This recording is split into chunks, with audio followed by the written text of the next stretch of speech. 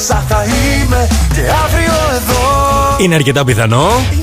Αυτό μας τραγουδάει φυσικά ο Χρήστος Μοράλης. Και ήρθε η ώρα λοιπόν να έχουμε τον Χρήστο ζωντανά και αποκλειστικά εδώ στο RFM 941. Καλησπέρα Χρήστο. Καλησπέρα σας, καλησπέρα Γιάννη, καλησπέρα Κωνσταντίνε. Τι κάνεις? Καλησπέρα. Τι κάνεις? Μια χαρά, εσείς πώς είστε? Πού σε πετυχαίνω? Λοιπόν, με πετυχαίνετε στην Πάτρα και αυτό γιατί χθες τραγουδώσα εδώ στο κλαμπ και τώρα βρίσκομαι εδώ πέρα, ετοιμάζομαι να γυρίσω στην Αθήνα. Τι κάνεις αυτόν τον καιρό, πώς περνάς? Λοιπόν, αυτόν τον καιρό κάνουμε το πρόμο του δίσκου. Παίζουμε Κυριακές στο Κολονάκι στο Τόρς. Όπου παρουσιάζουμε και τα δύο κομμάτια από το δίσκο μου. Είναι το Όνειρο Κακό και Τόσο Μακριά Τόσο Κοντά. Και επίσης θα βάλουμε και το Είναι Αρκετά Πιθανό τώρα. Ναι. Απλά αυτές τις 2 εβδομάδες δεν παίξαμε λόγω εκλογών. Εντάξει, είναι λίγο περίεργο. Ναι, οπότε οι φίλοι μας θα μπορέσουν να έρθουν να μας δουν από 21 του μηνός ξανά σε ένα ανανεωμένο πρόγραμμα. Και μαζί με όλα αυτά, Ναι. κοιτάμε να δούμε τώρα για καινούργιο υλικό. Είναι λίγο νωρίς. Το άλμπου... Από τώρα έτσι να υπάρχει μια μικρή, ας πούμε, μια πρώτη γεύση του τι θέλουμε να κάνουμε στο μέλλον. Ναι. Το άλμπουμ σου τώρα έχει κυκλοφορήσει έτσι. Τώρα το καλοκαίρι του 2010 κυκλοφόρησε το πρώτο σου προσωπικό άλμπουμ. 2-3 μήνες που έχει κυκλοφορήσει. Ακριβώς. Είναι από τη Universal Music. Και πηγαίνει πάρα πολύ καλά, έχω να σου πω. Ευχαριστώ πάρα πολύ. Σκίζει. Universal είναι αυτή, τι άλλο να θέλεις. Δεν μόνο Universal, είναι και το ότι είναι πάρα πολύ ωραία τα κομμάτια. Ναι. Φυσικά θέλω να ευχαριστήσω πάρα πολύ τον Άρη Κλεισούρα, ο οποίος μου έχει γράψει και το Όνειρο Κακό και το Είναι Αρκετά Πιθανό και επίσης και άλλα κομμάτια μέσα στο δίσκο. Ναι. Τη Σάνι Μπαλτζή που μου έχει δώσει στίχους στο Όσο Μακριά Τόσο Κοντά. Τον Νίκο Παρασύρη που μου έχει δώσει στίχους στο Είναι Πριν να είναι αργά. Ναι. Και επίσης Τον Νίκο Κεραμίδα. Τον Νίκο Κεραμίδα, ναι, που έχουμε κάνει ένα φανταστικό ντουέτο με την Τερέζα Παναγιωτοπούλου. Ακριβώς, με την Τερέζα. Που νομίζω ότι είχατε έρθει κάποια στιγμή στη Σπάρτη. Κάνω λάθος εσύ Χρήστο? Είχαμε έρθει, ήταν πέρυσι το χειμώνα και περάσαμε πάρα πολύ ωραία. Ήταν ένα φανταστικό live που κάναμε. Είδες, δεν μπορείς να πεις, έχω μια πάρα πολύ καλή μνήμη. Ναι, έτσι. Λοιπόν, το άλμπομ σου έχει κυκλοφορήσει στα 11 τραγούδια. Μας είπες ότι έχεις αρχίσει και ψάχνεις. Μεν είναι λίγο νωρίς όπως το είπες και εσύ, αλλά θα είναι. Μ' ακούς? Να σου εξηγήσω. Ναι, πες μου. Αυτά γίνονται όλα παράλληλα. Δηλαδή, τώρα μπορεί να ψάχνω ένα κομμάτι και μπορεί να το φτιάξουμε μετά από ένα χρόνο. Αυτό δεν έχει να κάνει. Πάντα πρέπει να είσαι σε μια διαρκή αναζήτηση και κομματιών, αλλά και δική σου προσωπική για το δικό σου μουσικό στίγμα, για το δική σου μουσική πορεία, πώς θέλεις να εκφραστείς. Αυτά γίνονται συνέχεια. Δεν είναι ότι τώρα κάνω δίσκο, σταματάω τις ηχογραφίες, τελείωσα, τώρα κάνω live. Αυτά όλα γίνονται παράλληλα, γιατί όλα αυτά βγαίνουν μέσα από τη ζωή και μέσα από τις εμπειρίες που αποκτάς κάθε μέρα. Ναι. Οπότε κάπως έτσι.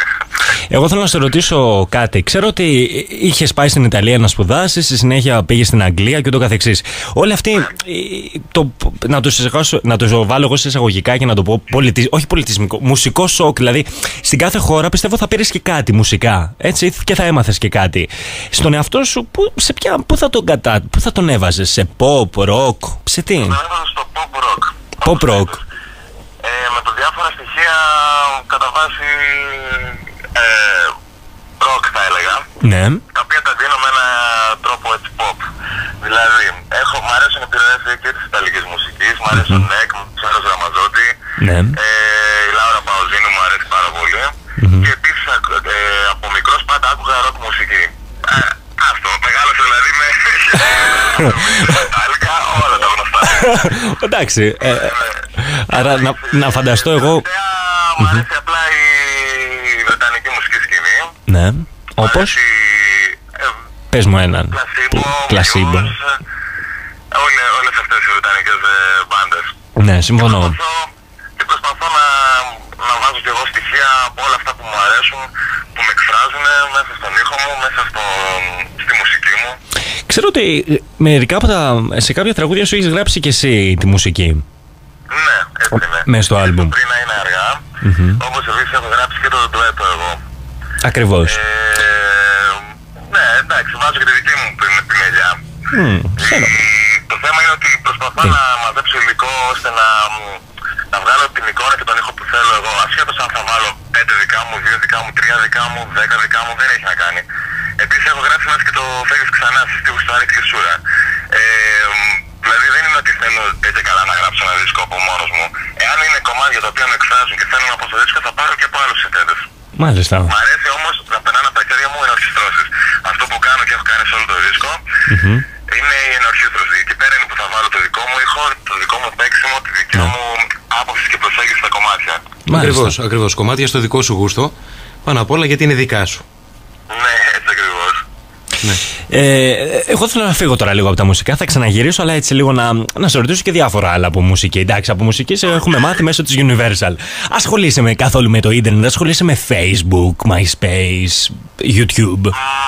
Λοιπόν, στο MySpace είχαμε ένα account το οποίο τώρα δεν υπάρχει, αλλά στο Facebook υπάρχει. Έχω Christos Moralis λέγεται, είναι το musician page. Ναι. Που μπορούν να μας βρουν οι φίλοι μας. Αλλά έχω και ένα official website, το οποίο είναι christosmoralis.com. Ακριβώς. Που μπορούν οι φίλοι μας να βρουν ό,τι πληροφορία θέλουν, νέα, να ακούσουν κάποια δείγματα από τη δουλειά μου. Αργότερα θα βάλουμε και κάποια previews από το βίντεο κλιπ, από διάφορα. Ό,τι υλικό πέσει στα χέρια μας θα ανεβαίνει στο site. Θα μπορούν να τα βρουν όλα εκεί πέρα. Πάρα πολύ ωραία. Δηλαδή, εσύ ο ίδιος ασχολείσαι και με το Facebook, έτσι. Δηλαδή, ο κόσμος, αν θέλει κάτι να έρθει να σου εκφράσει είτε το θαυμασμό, είτε να σου πει κάποιο σχόλιο, και ούτω καθεξής, μπορεί να σε βρει στο Facebook, έτσι, και να στο γράψει. Είτε και μέσω της σελίδας σου. Ασχολούμαι. Βέβαια, όχι καθημερινά, όποτε έχω χρόνο, βέβαια. Ναι. Ναι, και δεν νομίζω ότι υπάρχει κάποιος άνθρωπος που πια δεν ασχολείται με το ίντερνετ. Δηλαδή τώρα, εντάξει, και κάποιοι που λένε όχι, εγώ δεν ασχολούμαι, νομίζω ότι. Κρυφά ασχολούνται, εγώ στο λέω. Κρυφά μπαίνουν και. Και καλά κάνουν, δηλαδή είναι πια ένα μέσο που μπορείς να έρθεις σε επαφή με πολύ κόσμο γρήγορα, άμεσα. Ναι. Νομίζω ότι δεν υπάρχει λόγος να το κρύβει και να λέει όχι, εγώ δεν ασχολούμαι. Ναι. Δεν ασχολούμαι. Έχεις, όντως, αυτό έχεις ένα δίκιο. Ασχολείσαι, όπως μας είπες, με το Facebook, με το MySpace κλπ. Που έσβησε το account σου κλπ. Εγώ θέλω να σε ρωτήσω. Ήταν λίγο πολύπλοκη διαδικασία, οπότε τη στιγμή που ανέβηκε το official website, νομίζω ότι ό,τι χρειάζεται ο κόσμος μπορεί να το μάθει από εκεί. Ωραία. Είναι τώρα, ξέρεις, η περίοδος που όλοι συζητάμε τώρα για Eurovision. Αν έχεις δει καθόλου, λέμε τι τραγούδι θα πάει στη Eurovision. Θα πάμε στη Eurovision και το καθεξής.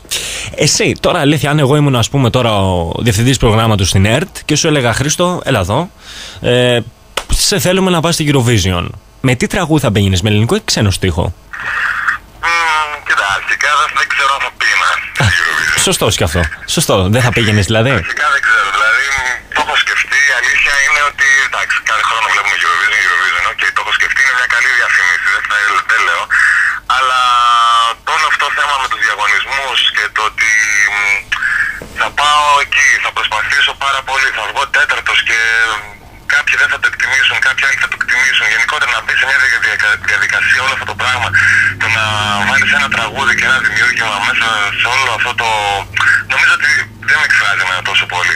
Παρ' όλα αυτά, εάν επέλεγα και πήγαινα, πιστεύω ότι καλό θα ήταν να πάμε με ελληνικό στίχο. Ναι. Δηλαδή, εντάξει, ας πούμε, η Ιταλία δεν είναι μέσα στη Eurovision, το ξέρουμε. Ναι. Αλλά όπως υπάρχουν πολλά κομμάτια τα οποία έχουν βγει από την Ιταλία και έχουν ταξιδέψει σε πολλές χώρες με ιταλικό στίχο και άλλα κομμάτια με στίχο της κάθε χώρας, τέλος πάντων. Καλό είναι και εμείς σαν Έλληνες να βάζουμε το δικό μας στίγμα. Δηλαδή, εντάξει, παιδιά, η δική μας γλώσσα είναι η ελληνική, η οποία είναι και πολύ εύυχη. Βέβαια στους ξένους δεν ξέρω πόσο εύυχη είναι. Όντως. Καλό θα ήταν βέβαια να πηγαίναμε με ελληνικό στίχο, νομίζω.